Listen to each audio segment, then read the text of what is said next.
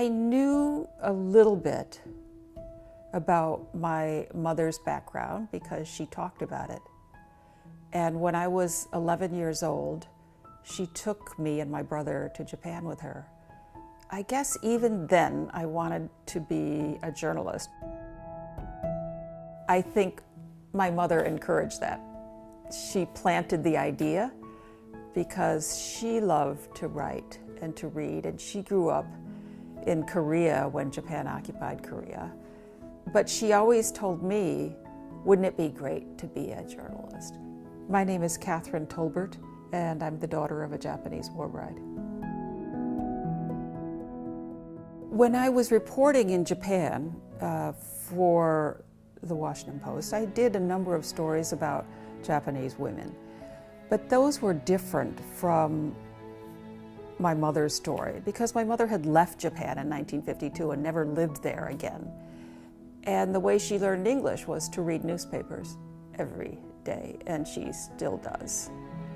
There are as many as 50,000 Japanese women who came as wives of U.S. servicemen. It was the way that American GIs met Japanese women and had girlfriends and eventually wanted to marry them. You know, I never thought about the war bride. I got here in this country in 1951. My life was entirely with working to achieve something. But you know, people have been wonderful to me. I have never run into someone and said, you know, your job. I'm very grateful. I proposed to create an oral history archive to travel around the country and interview Japanese war brides and their families.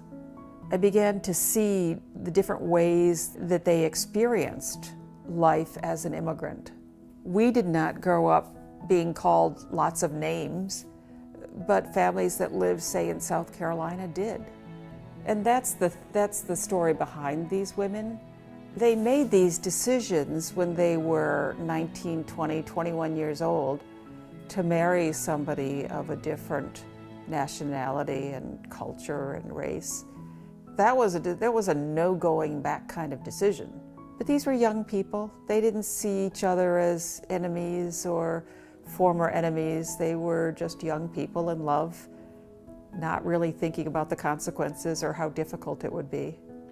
I never felt that I really belong to Japan and I want to be there.